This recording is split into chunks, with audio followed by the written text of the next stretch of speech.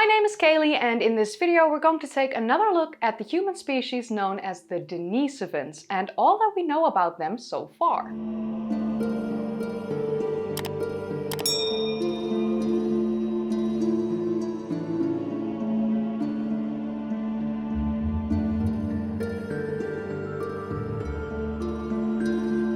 I've made a video about the Denisovans back in early 2022, but as more information has come to light since, I felt like it was time to create an updated version.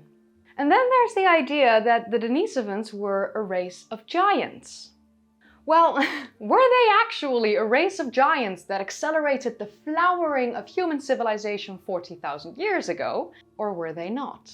A race that, according to some people, had precision, machined stone tools, tailored clothing, and horse domestication 40,000 years ago. Because yeah, that sounds about right. Were the Denisovans a sophisticated race, part of the elites?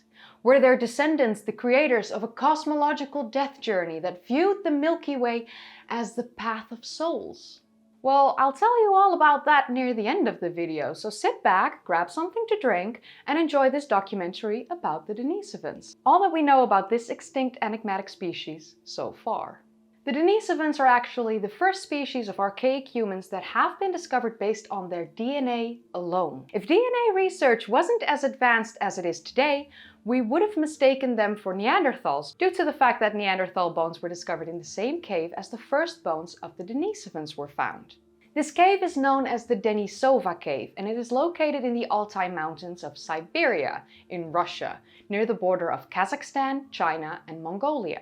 The cave was inhabited in the 18th century by a hermit, Dionysi, nicknamed Denis, but the indigenous Altai people call this cave Ayutash, which means bear rock. As this species was first discovered here, this is where the name Denisovan comes from, or Denisovan, however you want to pronounce it. In the 1970s, Russian paleontologist Nikolai Ovodov first inspected the cave for fossils in his search for remains of dogs. But he stumbled upon a lot more. So a group of scientists then conducted research at the cave and discovered paleoarchaeological remains, which eventually led to more research being done at the cave and more research explorations being carried out. 22 layers of sediment have been identified since these research explorations. In these layers, artifacts have been found that date from the time Dionysi lived in the cave all the way back to 180,000 years ago. So that's the 18th century CE until 180,000 years ago. That's insane. The dating of these strata, or sediment layers, was accomplished by using thermoluminescence dating of sediments and radiocarbon dating of charcoal. The artifacts discovered in the cave include Mousterian and Levallois style stone tools. The Mousterian stone tools are attributed to Neanderthals, and the Levallois style tools have been attributed to both Neanderthals and modern humans. It's all depending on their age. But tools weren't the only artifacts found in the Denisova cave. Researchers found various decorative objects made of bone, mammoth tusk, animal teeth, ostrich shells, pendants, and a fragment of a stone bracelet that was made of drilled, worked, and polished dark green chlorastrolite, a stone type that's also known as Isle Royale greenstone. A notable find in the cave is a bone needle that was discovered in 2016 and is dated to be 50,000 years old, which possibly makes this the most ancient needle we've found so far. The artifacts discovered at the cave in the different layers of sediment has evidently shown us that Neanderthals, Denisovans, and Homo sapiens all lived in or near this cave at one time or another. Perhaps not at the same time, but all three human species have lived here. That much is completely clear. So how did we learn about the existence of Denisovans? How did we discover that they are an extinct species of human? Well, in 2008, more research was done in the cave by archaeologists from the Russian Academy of Sciences and the Siberian branch of the Russian Academy of Sciences. During their investigation, they discovered a finger bone, which apparently belonged to a teenage female hominin that was thought to have lived somewhere between 50,000 and 30,000 years ago. But after more research was conducted on this particular finger bone, it is now estimated that the young female lived somewhere between 76,200 and 51,600 years ago. The finger bone was originally called X-woman because the matrilineal mitochondrial DNA extracted from the bone showed that it belonged to a genetically distinct ancient hominin, although contemporary with Neanderthals and modern humans. This was the first evidence of a previously unknown, now extinct species of human, and it was all discovered through DNA research. In total, we have fossils belonging to 6 different, distinct Denisovan individuals that were found in the Denisova cave. Although these are not the only Denisovan remains found in the world. But we will get to that in a bit. Let's first look at the 6 individuals discovered at the Denisova cave. These 6 individuals have been identified through their DNA, and they are known as Denisova 2, Denisova 3, which is also known as X-woman, Denisova 4, Denisova 8, Denisova 11, and Denisova 13. I didn't name them. These names are stupid. Let's be honest. The oldest fossil from the Denisova cave is Denisova 2. This belonged to an adolescent female, and it was a baby molar, which of course showed that she wasn't an adult yet.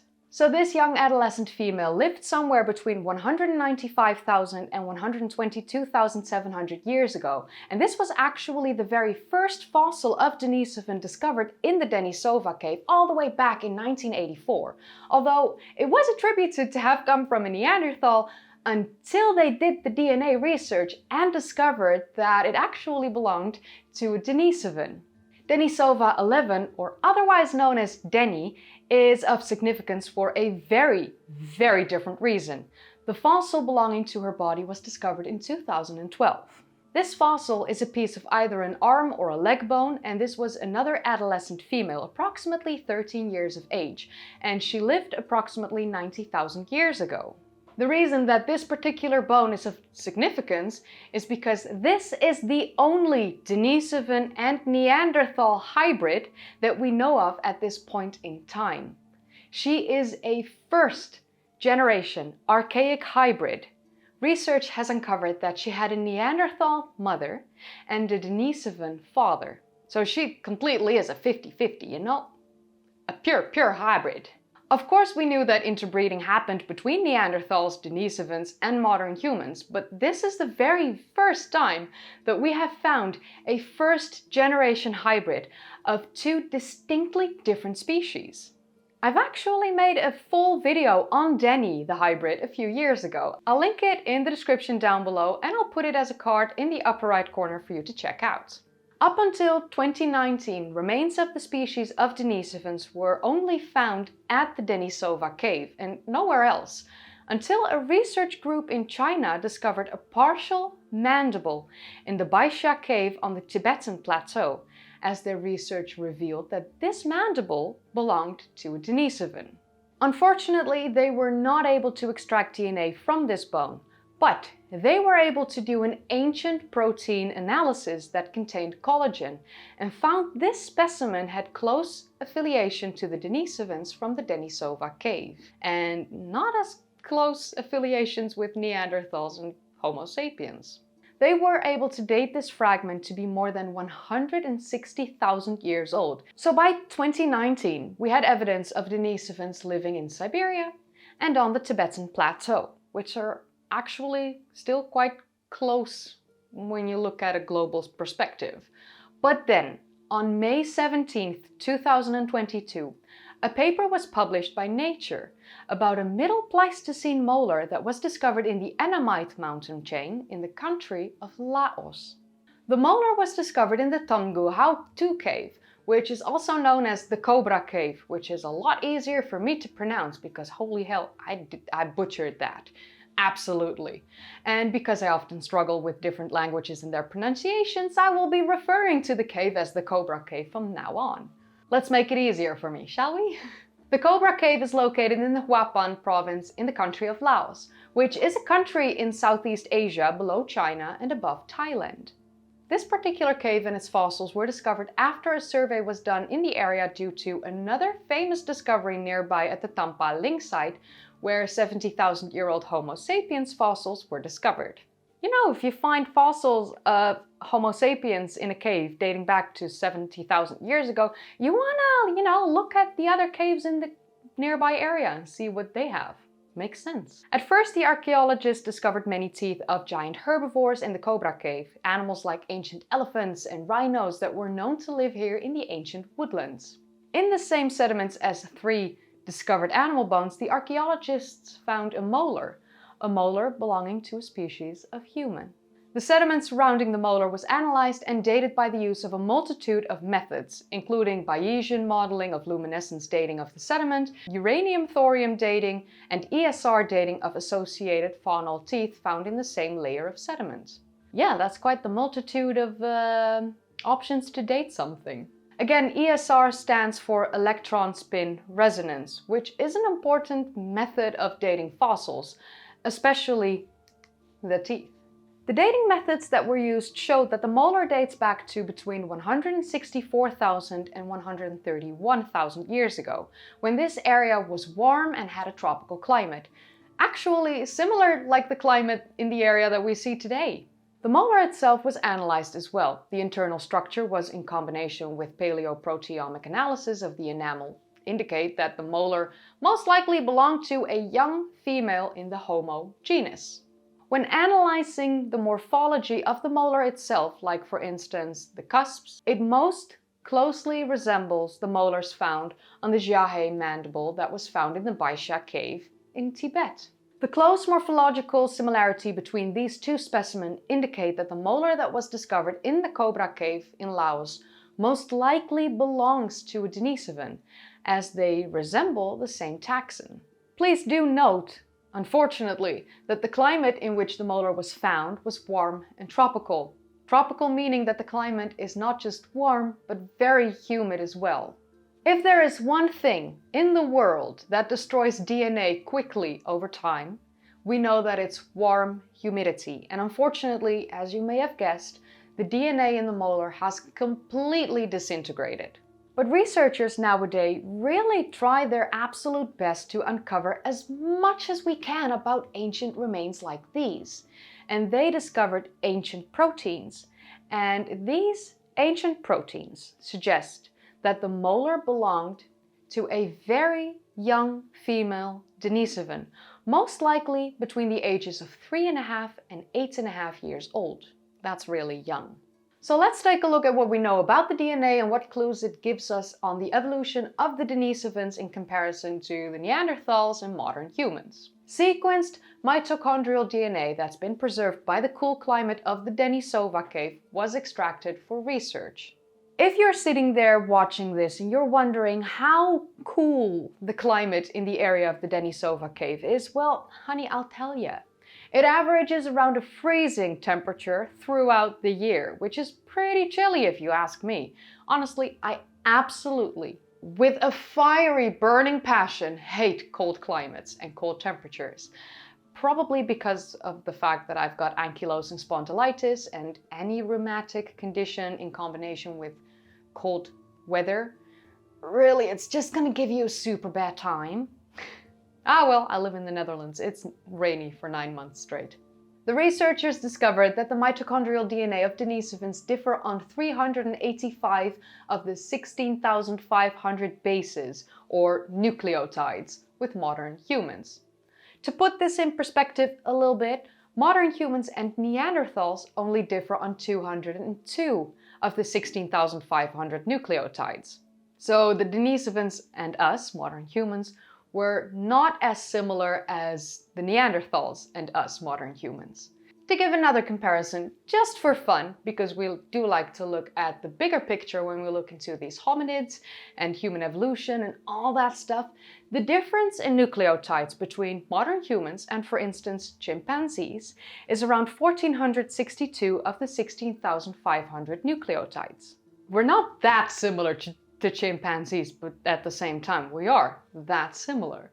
So when we put this mitochondrial DNA information together as a puzzle, we can clearly see that Neanderthals and humans are very close, resembling each other in their DNA, and that it's quite apparent that the Denisovans differ quite a bit more from us modern humans. This suggests that the Denisovans were the descendants of an earlier migration of Homo erectus out of Africa. Modern humans and Neanderthals diverged somewhere between 618,000 and 321,200 years ago. But this was not the only type of DNA research that was done on the Denisovans. Aside from the mitochondrial DNA, they also did nuclear DNA testing. And through that nuclear DNA testing, the researchers discovered that the Denisovans and Neanderthals were much more closely related to each other than both of them were related to us modern humans. So the nuclear DNA tells a completely different story than the mitochondrial DNA, as in the modern humans split off way earlier from the common ancestor of the Neanderthals and the Denisovans, as you can see on screen. This is the speciation of modern humans, Neanderthals and Denisovans using the Homo heidelbergensis remains found at Cima de los Huesos in the Sierra de Atapuerca in Spain. So this split happened some 750,000 years ago, and we have discovered that the Denisovans split from the Neanderthals approximately 473,000 years ago. So Homo heidelbergensis is considered to be the direct ancestor of Neanderthals, Denisovans, and us modern humans. The mitochondrial DNA from the Homo heidelbergensis femur that is 400,000 years old, that was discovered in the Cima de los Huesos cave in Spain, Atapuerca, Spain, that was discovered to be related to Denisovans and Neanderthals. But apparently it's most closely related to that of the Denisovan specimen that have been discovered so far in the Denisova cave. Now it's time to look into Denisovan migration across the globe. Not really across the globe, but you get the gist. Like I said at the start of this video, just because the only fossilized remains of Denisovans are discovered in Siberia, China, and Laos, doesn't mean they were secluded to live in just those areas. A fossil record is never complete. A fossil record is only what we've discovered so far. Usually there's a whole lot more going on, or at least went on. Back in the day. In fact, DNA in modern humans living across the globe in present times actually tell us a story about the migration of the Denisovans. Who knew? Denisovans spread across Western Eurasia, East Asia, New Guinea, and Oceania. But it's the New Guinea and Oceania lineages that are of most interest here. The group of Denisovans that spread to this area seem to have migrated, but they seem to have not migrated back to the west. So they went all the way down there and they stayed there. The highest percentages of Denisovan DNA in modern day people is found in Australia, the Philippines, Indonesia, Polynesia, and Micronesia. Inhabitants of these areas can have up to 5% Denisovan DNA, with the highest percentages found in the indigenous Aika Makbukon people in the Philippines and Aboriginals in Australia. There is one very peculiar thing when it comes to Denisovan DNA that is found in modern humans in modern times, as there is no Denisovan DNA found in Europeans and Africans in modern times. Except, and you'll probably find this just as intriguing as me, researchers have discovered that in the modern Icelandic genome, up to 3.3% is Denisovan DNA, which means that they are the only European people living in modern times with Denisovan DNA inside them.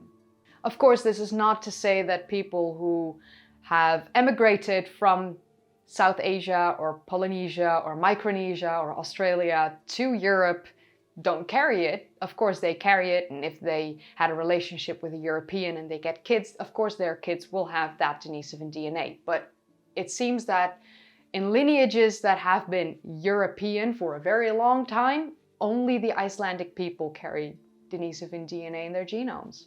This could have spread here because the Denisovans and Neanderthals that have interbred with each other could have migrated to the area of modern-day Iceland without interbreeding with the modern humans in Europe. I don't know. I don't know.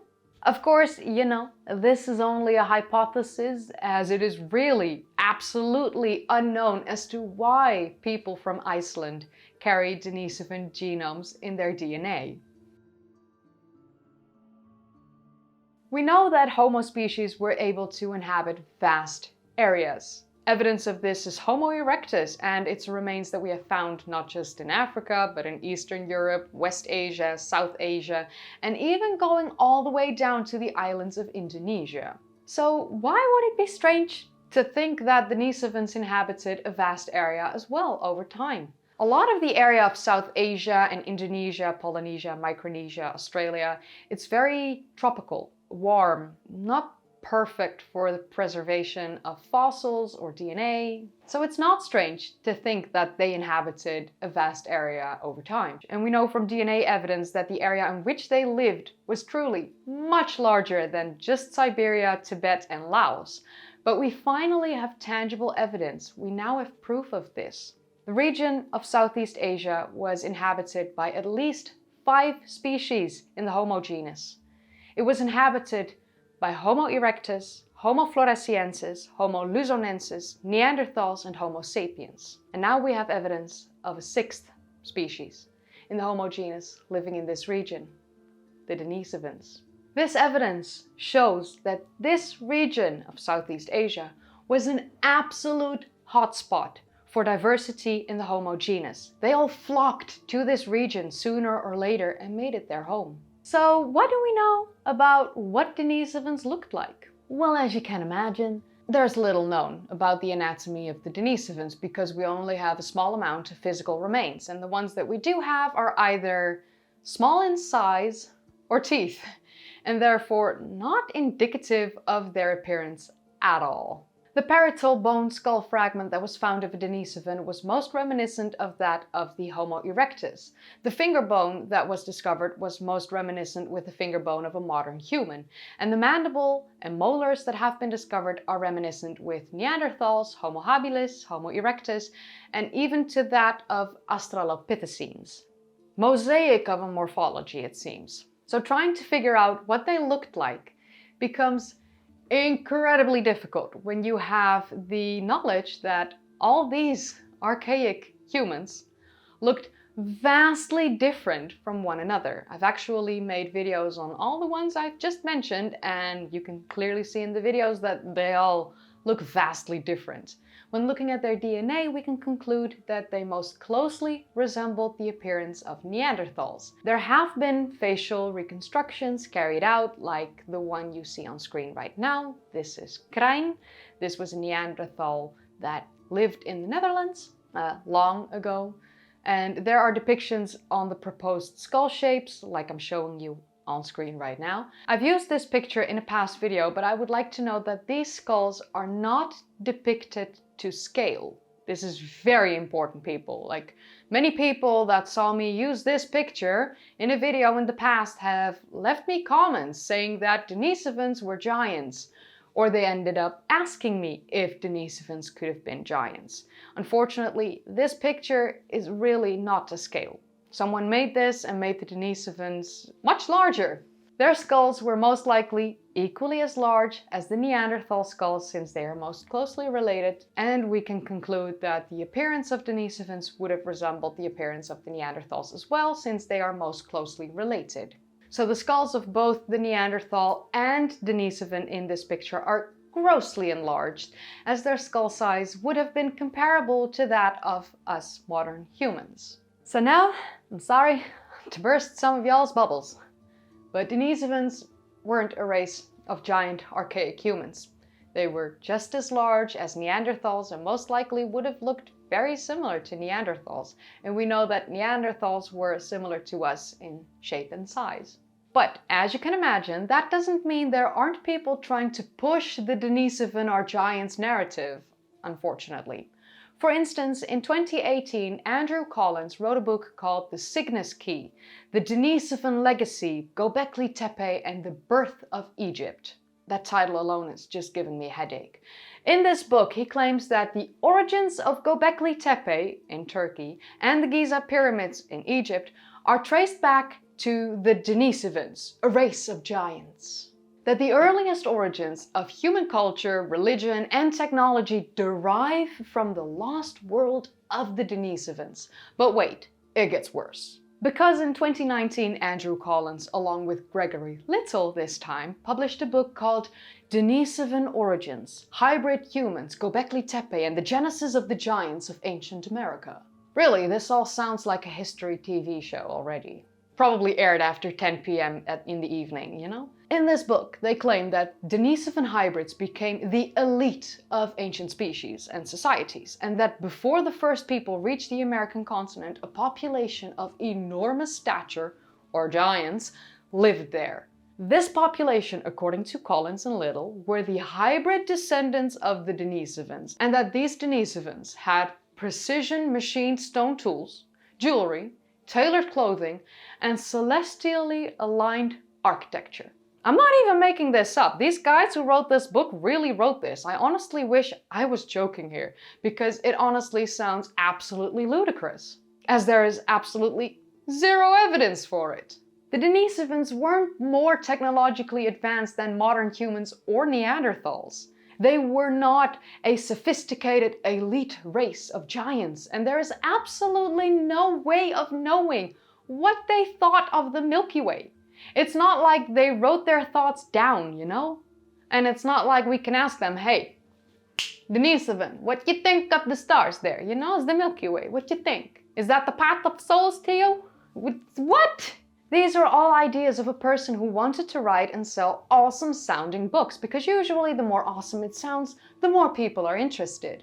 Wonderful works of fiction, but seriously, we need to stop pretending they wrote non-fiction books. Of course, as you can imagine, Graham Hancock supported these ideas, as he very much suspected that they, Collins and Little, in his book review, were correct in their writings. But he never researched human evolution, nor the Denisovans.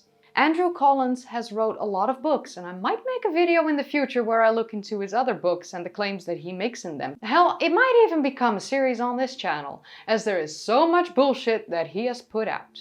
I mean, he follows me on Facebook and Instagram since a couple months ago, and I have absolutely no clue why he's suddenly started to do that, because I've been very vocal that I think that his work is bullshit.